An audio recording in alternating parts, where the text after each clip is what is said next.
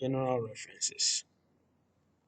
So go to references and then we go to general references.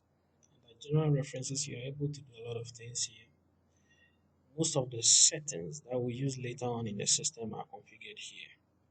So I'll go to a few of them. Let's say the important ones. Item category. That's one. This is where you set up the various item categories. Various item categories. So, um, like the group of items that you sell, the group of items that you deal with. So over here we have sausages, drinks, provisions, pastries, pork, meat, fresh beef, birds, lamb, and goat, fishes. So all your items that you are going to enter later on in the system, we categorize under this group. So this is where you do those changes. You have shelves. If you have a bigger shop, um, if you have a bigger shop, you may need the shelves since different shelves will be allocated to different products. So you'll be able to do that. Stock location. If you handle multiple warehouses, this is where you can do that. We have something like expense category, which I've set up already for you. These are the default settings. We have payment mode, blah blah blah. We have a lot of them. We have mobile money. We have the various mobile money details. So this is where all those things goes. Now, when you come to item category, you can add or delete anything from here. So to add, let's say we need to add a new category. So new, and then we call it. Let's say what should we use? New category. Let's say we have local meat. Local meat. So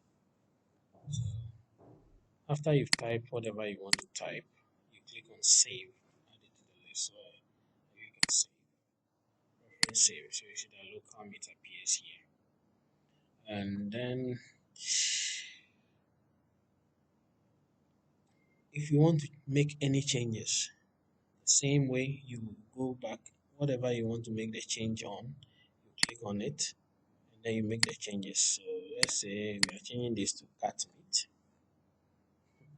And then anytime you change something or you make any change, you need to click on the update button to save your changes. So I'll click on the update button, reference details updated. So you see that it has changed to cat meat. The third button, which is the delete button, if I want to delete cat meat, all I need to do is to select what I want to delete and then I click on the delete button. He asks me whether I'm sure I want to delete. I say yes. If I say no, it won't delete. If I say yes, it goes away. Now, so this explains the basic button in the whole system. So we have the new button, we have the save button, we have the update button, and then we have the delete button. Now, the new button is anytime you want to make any new entry on any form. And then the save button is after you've entered anything new, you need to save it to keep your details in the database. Then how do you call it? Um, we have the delete button. That's anytime you want to delete, you select the item and then you click on delete, and the item will be deleted. And this brings us to the end of the reference.